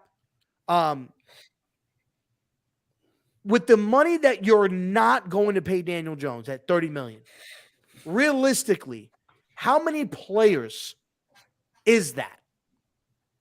Meaning, if you were going to go into free agency, you mentioned center, linebacker, maybe a safety, corner, guard, wide receiver. Wide receivers. How many players does that equip to that you could add by not paying Daniel Jones? You could probably get 5 good players with that. But the problem is, are you going to get a quarterback in free agency? Well, now, Tim, now you're jumping the gun here, Tim. Now that's where there's a fucking problem. Who are we going to sign? My next question. Just talking about, like, if we're just talking about just replace, like, how many just generic? How many players could you add for that $30 million that you would pay DJ? How many players could you add? Depends on what you're replacing him with, right? Like, if you're replacing him with street trash, then you're going to get 30. You can replace him with 20 guys. I mean, it really depends. I mean, overall players. Like, could we get, if you don't sign DJ, could we get a center, a linebacker, a wide receiver, and a safety and a guard by not paying him $30 million? Yeah. If you don't give him $30 million, yeah. Okay. So now the next part of that question is, if they don't bring back Daniel, are you looking to bring in, say, I don't know, a Mitch Trubisky that might get cut from Pittsburgh? Listen, you know what? Hold on, time out. John, listen. Fucking mic off, John. Will tweeted this out. Now. Listen, Will tweeted this out, and I thought Will was drunk or something. But what I'm saying, I'm just throwing out a name because they're familiar with him because he was in Buffalo. Do you go out and sign a cheap quarterback to take over? Do you run it with Tyrod? And are you moving up in the draft this year? Like, is there anybody, Tim, that you're ready to move up for this year to go and grab? Or are you banking, not really banking like that you're purposely tanking, but are you going to ride out and say, I'll move up next year. I'll make the attempt to move up next year and get my guy versus this year? And the reason why I ask that is, for me, the place that I want to move up to is number 6. I want to call Detroit. And I'll say, hey, I'll send you Leo, a couple of firsts, because they need D-line help, and whatever else you need to go up to 6 to take CJ Stroud at 6. Do you think they go after a quarterback? Do they bring a quarterback in? Or are they running it with Tyrod? If they don't bring back Daniel Jones, what would you do or think they would do? It's weird, though, because in the beginning of the season, when I was ranking quarterbacks, I said Goff was probably the only quarterback I wouldn't take over Daniel Jones, starting quarterback. And now Jared Goff has put himself in a trajectory in a team in Detroit that you never thought he would have the type of season that he had. So you would automatically assume they were going to take a quarterback at the beginning of the year. Now you're kind of like, well, maybe they are interested in moving on from that picking and trying to get a ransom. I don't think they're going to take Leo's contract, even though they're so poor defensively. You gave Tyrod third tier starter money for a reason. There was a reason why the Giants did that, and I don't know if they just did not think of the idea of how long Daniel Jones was going to be able to play, what his level was going to be at, and I think we know what Daniel Jones's level is going to be at. As long as everything's perfect, as long as he doesn't have to do too much, as long as he doesn't have to shoulder things, he's fine. But as soon as you put him in a position where he has to be the guy, he folds. And I love it when people always say, well, he doesn't have an offensive line, he doesn't have wide receivers. And Skip Bayless, who I'm not a big fan of, said it best. If all you do is complain about your offensive line and your wide receivers, you don't have a quarterback. Because there have been plenty of quarterbacks in this league who have had terrible talent on either the offensive line and the wide receivers and excelled. If I'm the Giants, I don't think Tyrod Taylor can make it through a full season. I'm not going after someone like Trubisky. I'm going to find some. Hopefully the Giants are in love with someone in this draft. And if they're not, it's fine. Maybe it is going to be next year, but hopefully they see something. And everyone always says, well, we're picking so low. And I always say, you can trade up in the draft. It's okay. It's allowed. Teams are able to do this. We wouldn't have gotten the Bills did that for Josh Allen. Exactly. I was going to say Buffalo did it for Josh Allen. We did it for Eli Manning. You can. I am a big Hooker fan, and I'm talking to Hooker from Tennessee. Yep. I'm not talking. I was going to say because I can appreciate a Hooker or two myself. But Tim, he's so. I don't want to make it sound like this, but doesn't the age concern you at 26, going to be 27? He's not a, what, it's interesting. I think he's 25 right now. He's not Chris Weinke. He's not, thank you. I was going to say, he's not Chris Weinke. He's not 30 and he's not 39 years old. And I know Chris Weinke wasn't 39, but he is a guy that's coming off an ACL right now. He was having a great season at Tennessee. I actually had him ranked as one of the highest quarterbacks, during that midpoint of the season before he got injured, because if you actually watched him play, I've always said this before, and I've said it, when you go from a high school to college, the game speeds up. And then you finally reach a point where it slows down. When you go from college to the pros, hopefully it does the same thing, that the game will be faster and then then it slows down. It looked like this game really slowed down for Hooker. And he's just so interesting in the pocket, the way he has the ability to move. And I like a guy that's a little bit older, to be honest, because first of all, physically you have already matured. So you already know what his body type is going to be. And a lot of times when you have guys that are a little bit older coming into the league, emotionally, they are ready to play. My theory was before he got hurt, let Tyrod, be the caddy the first 6 weeks and then slowly work in the quarterback, work in Hooker, and then have him take over, because of the fact that, like I said, I think the Giants are taking a step back next year because of the schedule, and you're not going to get all the bounces. You're not going to get all the penalties, not called and called. It's just not going to happen. It's the law of averages. But my theory is this: if you can do that, you can still maintain your cap space.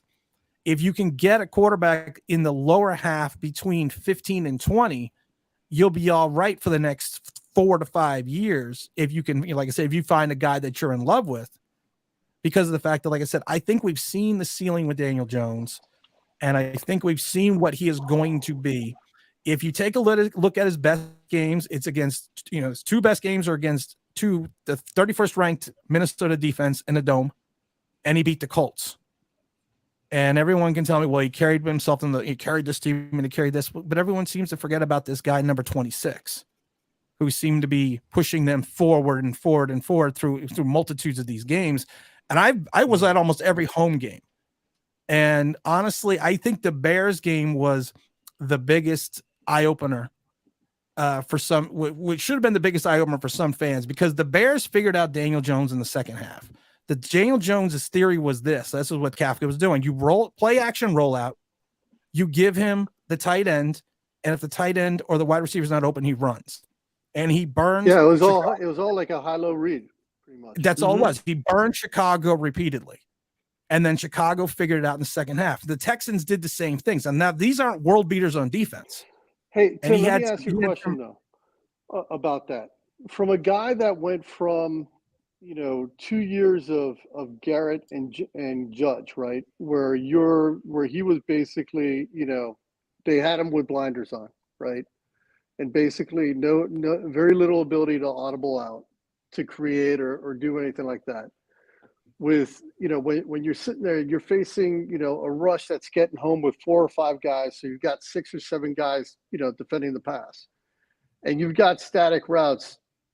Is there not you almost have to wait a little bit longer to pass the ball, right? Because you got to wait for the guy to flash open, right, before he gets there. Now, how much deprogramming does that take for somebody learning not only a new system, but a system that's as complex as this one? See, I don't think they deprogrammed him at all. I think if anything, they actually made it a little bit easier for him. To me, the blinders have been on since Shurmur. Shurmur had a very interesting philosophy with Daniel Jones, which is why he was successful. Again, he reminds me of the old Notre Dame quarterback, Rick Meyer.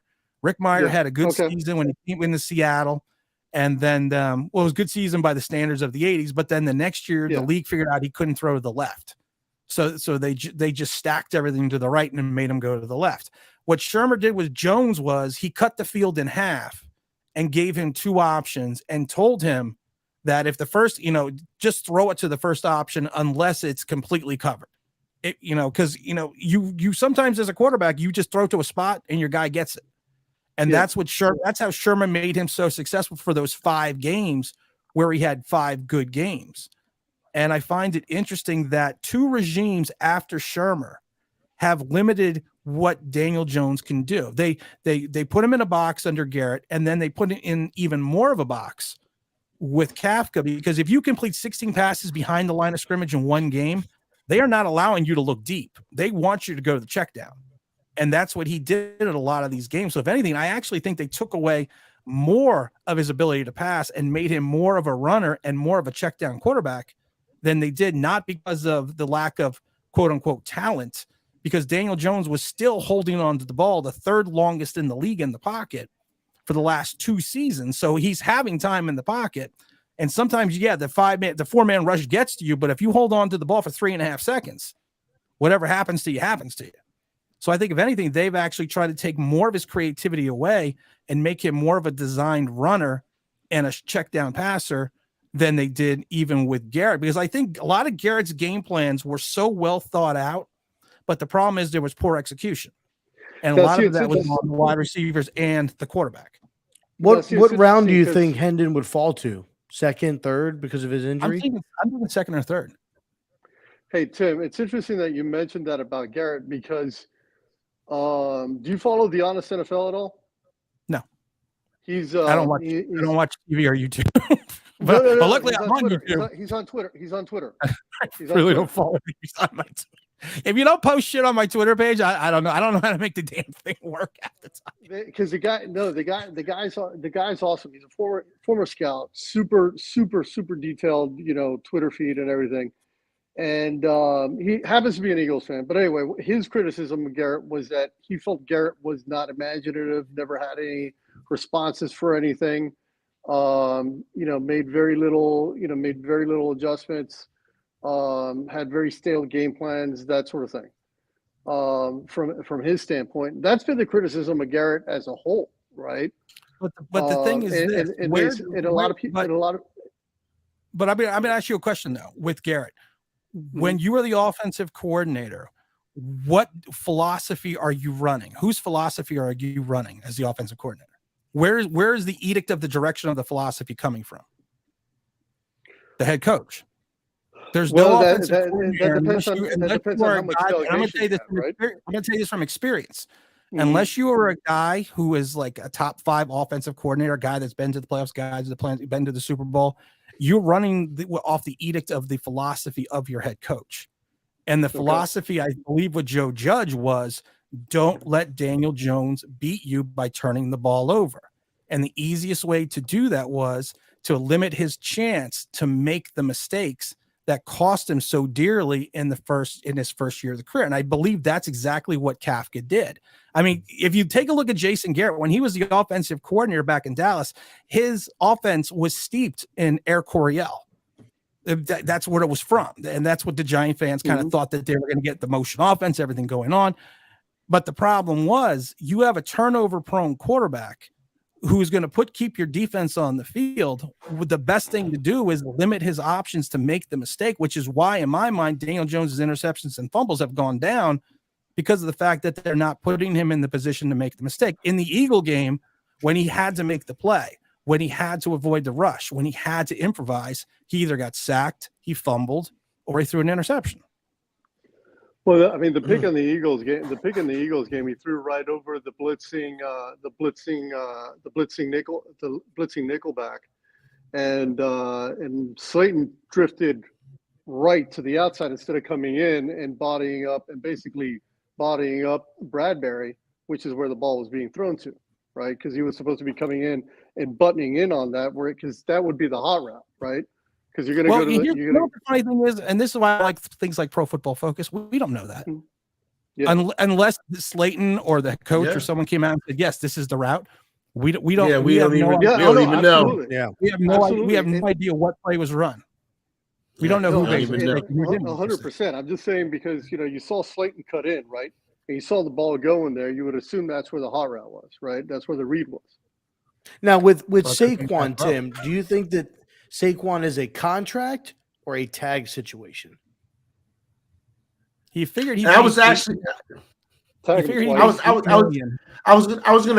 actually say, because I don't want to continue longer than what we asked, right? But there is so much more. There is so much more that I want to talk to you two about. So here's a question. Can we do a part 2 to this next week? Can we do a part 2 to this next Wednesday? I'm game. Are you good, Tim, with that? Don't you remember? I'm leaving. I'm having a online Big Blue Sports is going away tomorrow. Tomorrow's the very last live stream. Wait, what? Huh? What? No, you're not. Yeah, the channel is going dark after Thursday's live stream, and is now being replaced with the New York Giants Straight Talk, which is going to be basically one episode a week for about 45 minutes to an hour long. Only because of the fact that I have another podcast which is coming out, which is Return to Gotham New York Sports Talk, which is going to be more of a daily podcast and daily YouTube channel as well. So I'm not really going to want to talk after tomorrow. Damn! I didn't realize all these things was getting ready to happen all at once. All right, Tim. Strategically, let me ask you this. My view on the DJ Saquon situation with the contracts and who gets tagged or what, right? Obviously, you can't tag one or the other one beforehand, because you don't want to give your hand up in terms of the negotiation, right, with the other one, right? Because if you tag Saquon, that means you're either letting DJ go, or you're trying to get a deal done with him, and then his agents will pretty much know that, right, one way or the other. If you tag DJ, then the same thing with Rock Nation, right, vis-a-vis Saquon. Question is, let's say they do come to a contract agreement with Saquon. Do you then tag DJ and say, hey, listen, let's say they don't want him back, but they tag him and they say, all right, go find yourself a contract, and then we'll trade you, right?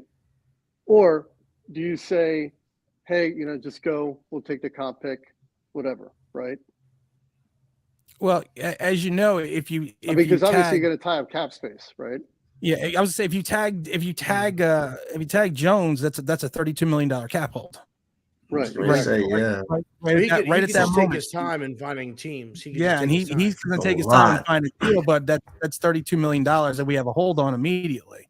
My theory is, if I'm the Giants, I'm tagging Barkley, because it's a little over 10 million. He already made 8. So really take a look at and reference replacing his number in reference to the cap $3.1 million difference.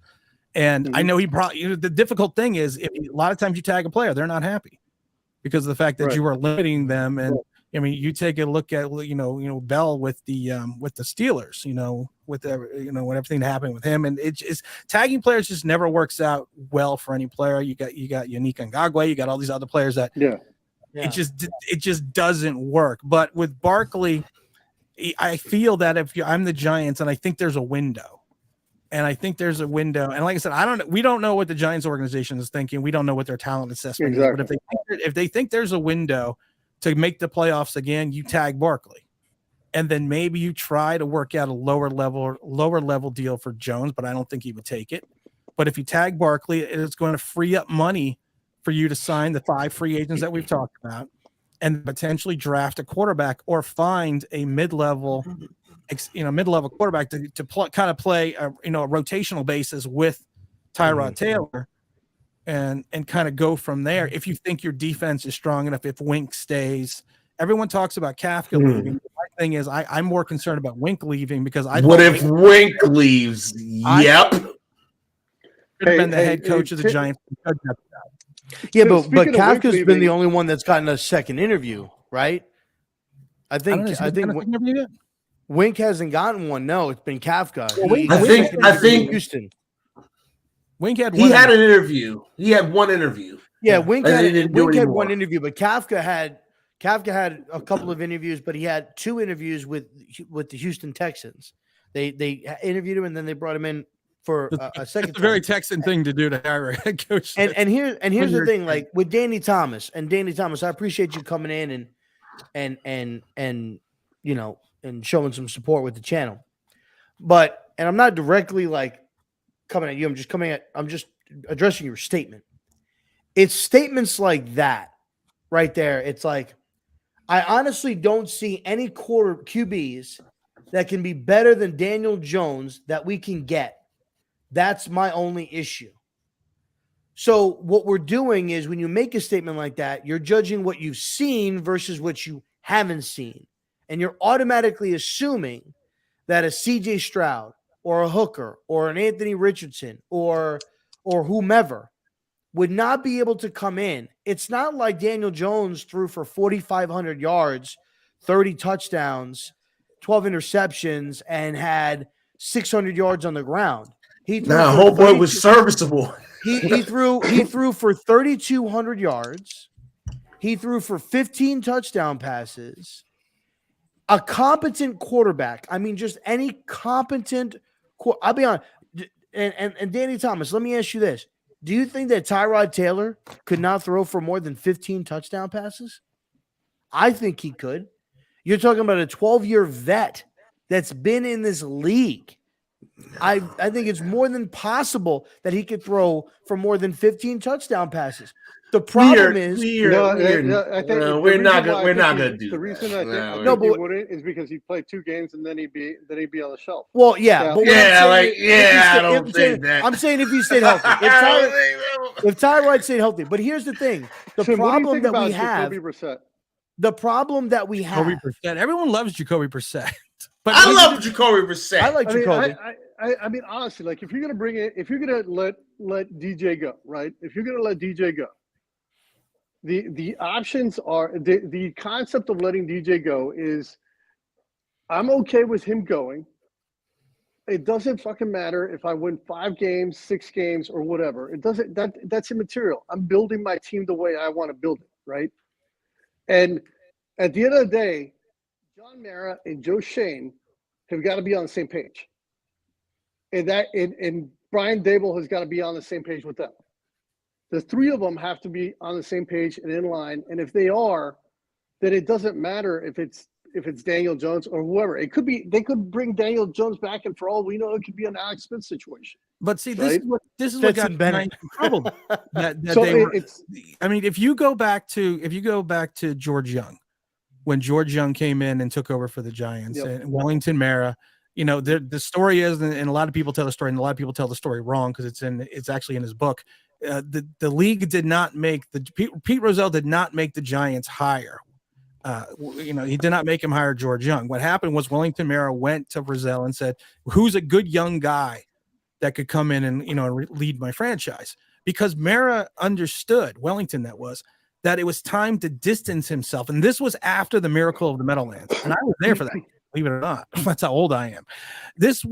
He decided that it was time to distance himself from the football portion of the game because he does not know it.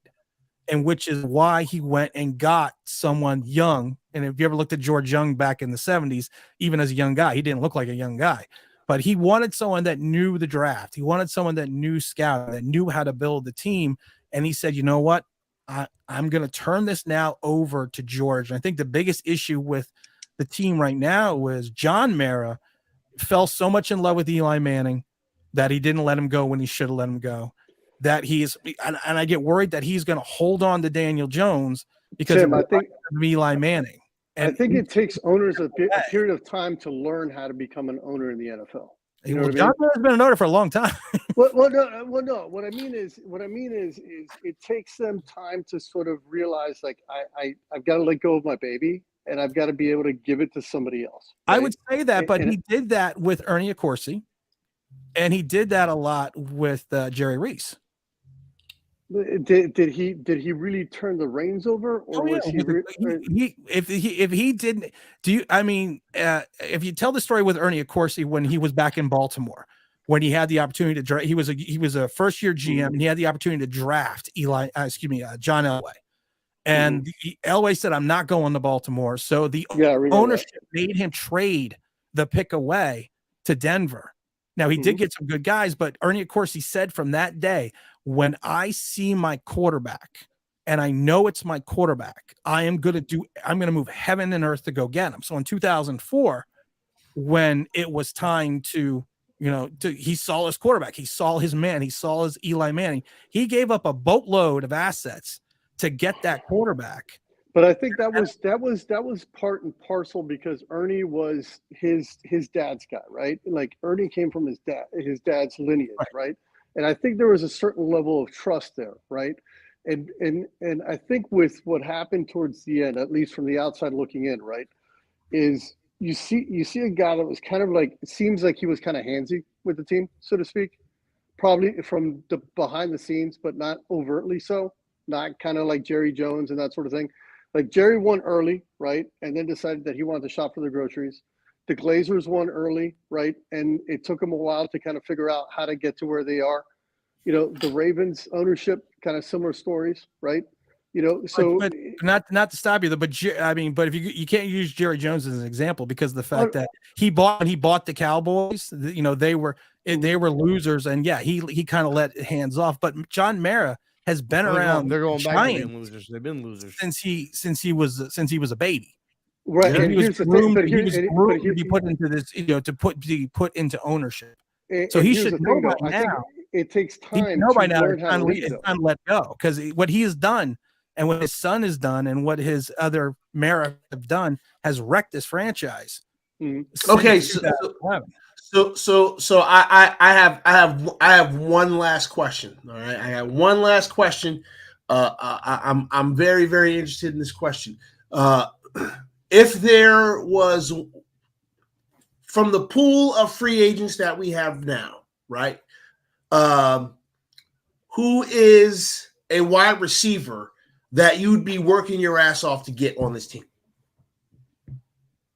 Because that's one of the things that we absolutely need. So how do we what direction do y'all think we should go to not put us back in this Kenny Galladay situation? I would say the Patriots, you look at the Patriots model, right? You look at what they did, right? And you look at what they're the only ones that have had sustained success from 2006 until now, right? And minus, the last couple of years because not having Brady, right? Of all the teams that have the highest winning percentage over the last 10 or so years, only the Philadelphia Eagles have had a large amount of turnover at quarterback. Okay, so the number one thing you have to do is you have to have stability at quarterback. But to talk about the other teams, right? They've all tried to have a quarterback making full boat and a receiver making full boat. And guess what? You cannot, you just don't have enough money left to sign other people, right? because then you want to pay your edge full vote. You want to pay this guy full vote. So we end up back where we started, right? Mm-hmm. Find guys that are solid twos, right? Solid twos, 2 to 3 guys like that in the right system with great coaching that are smart become mid ones, that become mid, these occasional Pro Bowlers, these guys like a Wes Welker, Julian Edelman, that sort of thing. Those guys. Look at the Patriots. They got Randy Moss. They didn't win a Super Bowl, right? You're spreading out, your ability to continue to diversify your offense. They have running back by committee. Why? They have 3 running backs that do 3 different things, right? You can change your game plan, adapt your game plan within a game. Hey, listen, I'm trying to run the ball. Guess what? It's not working. I'll start throwing. I'm going to get James White involved, right? I'm going to do this. I'm going to do that. Whatever it is, you've got flexibility now because you've got 3 different guys that can move the chains regularly. We had Earth, Wind, and Fire. It was the same thing. We had 3 great receivers at the time when they won the second Super Bowl in 2012. They weren't stellar, top flight receivers, right?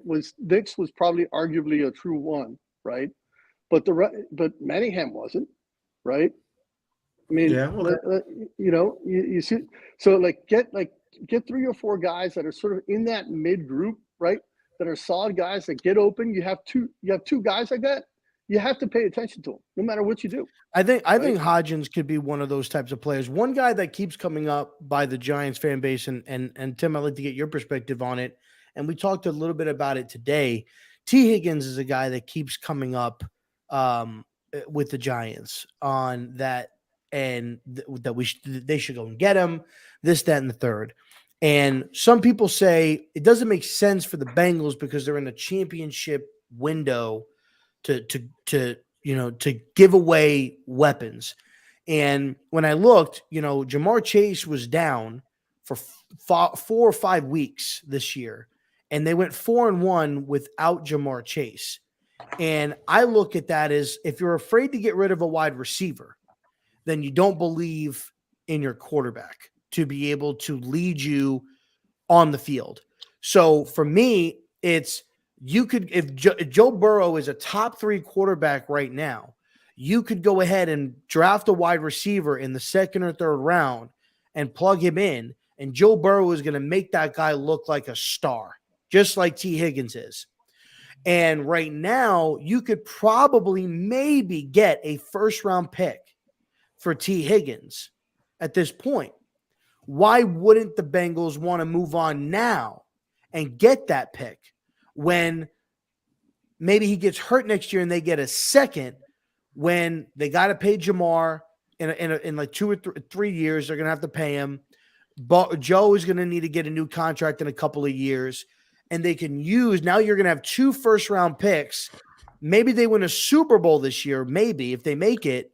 And now you get 2 first-round picks going into maybe this draft or next draft that you can move up and get another piece that you need, a number 1 corner, maybe another wide receiver. Maybe you move back and acquire more picks because somebody wants to move up.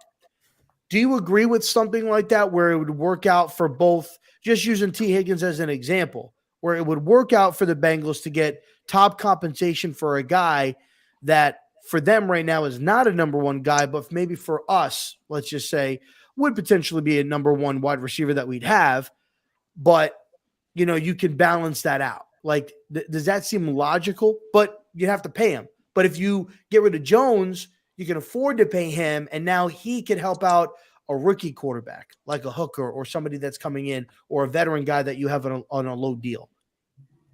I like perspective because you're thinking of it from both sides. What Cincinnati could get out of it, because most of the times when people propose a trade, Giants are fleecing the people, exponentially. But yeah, if I'm Cincinnati, I'm not getting rid of Higgins, because I have, to your point, I don't know what Jamar Chase is going to happen. I don't know. He's missed time. He's missed time. I'm in a window right now with a good young quarterback. I have an opportunity, not knowing what they're going to do this year, but I have an opportunity to be good again next year by keeping the core. And some ways it would make, yes, it makes sense for the Giants, but it also makes sense for more than an insurance policy to keep Higgins. Now, Higgins was a second round pick, so he doesn't have a 5th-year option. So this is in 2023 is his last year, unless, of course, they re-sign him. But then the idea is, if I'm Cincinnati, how much faith do I have that Jamar Chase is going to stay healthy for 17 games? And because I'm going to need somebody for Burrows to throw to, because it's going to be this thing that, yeah, like I said, Chase is all world when he's on, but he needs to be on the field. But I have almost I have a 1A with Chase and potentially a 1B with Higgins, and I'm going to want more than a first-round pick because I think the value is there, and contractually he's only making like $9 million this year. I think his cap number is $9 million, and it's kind of like Orlando Brown Jr., the tackle from the Baltimore Ravens 2 years ago. He wanted to be, he was a right tackle. Then their left tackle got hurt and he came in. He wanted to get paid a left tackle. I thought the Giants should trade him because he was only making $600,000 and he would fit under the cap and we could put him on the other side of Andrew Thomas. But what did they do in Baltimore? They held on to him because they held on to him with the hopes that they have a right tackle and a left tackle.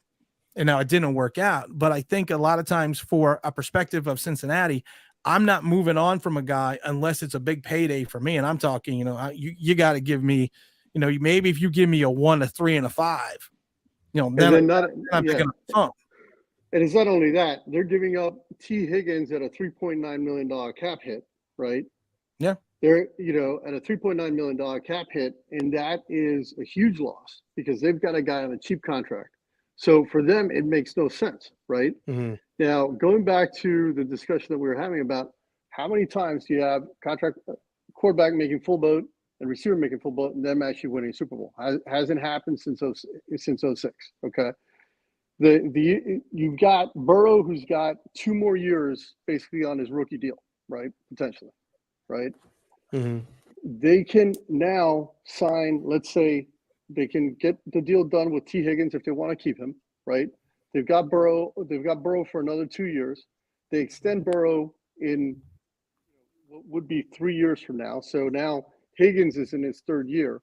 They can potentially front load some of that money so that when they get to Burrow, they've got Burrow's deal. They can potentially trade Higgins at that point, right? Depending on how they structure it. If they structure it intelligently, they're able to trade him and move him, right? Yeah. Make it appealing for the new team. And, if they want to sign Chase, they sign Chase. The question is does Higgins make Chase or does Chase make Higgins? Or do they both make each other, right? Because you could very well end up with, and I bring this up to people all the time, you could end up with David Boston. You could end up with I remember David Boston from Arizona. I remember him. When Peerless Price. Oh my God. Oh my God. I remember Peerless Price from Buffalo. These guys that were supposedly these amazing receivers, right? Now, Peerless at least had a little bit more of a history than David Boston did. David Boston had that one season he popped and then he just fell off the face of the earth, right? But, the thing is does he really translate across the board? Now, if you do that trade as a Giants, again, you're now having to pay T next year. You now have to have you're now saying I'm going for a rookie quarterback because you're not, that's you got to offset it somehow. Yeah, exactly. Yeah. Okay. All right. Listen, this was great. I hope that you guys in the chat, listening on Twitch and YouTube, really, really enjoyed it because I felt that this was needed because, one, we're in the off season. There's a lot of people like to call us Twitter GMs that are out there that are trying to manipulate it. But it just goes to show you, and these guys are very, very knowledgeable. Tim's been in the league. He knows it. He's familiar with it. He's worked with it before. Cap Guru is very, very knowledgeable about the cap and everything. It's more than just saying, hey, it's a $90 million deal, $60 million guaranteed. There's bonuses. There's all of these other things that are factored in that affect your cap that even myself included when I've done it. And that's why I asked that question today that we are not aware of. So we need to take those things into consideration. So I hope that the questions and the things that we talked about here tonight opened up and informed people in some way. And again, if you want DJ to be back, you are not wrong for feeling that way. This was not a show to convince you to let DJ go, but this was a show to ask those questions, to get information, so that when you were determining what you want to do as a fan, what you think is best for the Giants to do, you now have that knowledge to know how it's going to affect your team. So when you do this and you don't see results, this is why.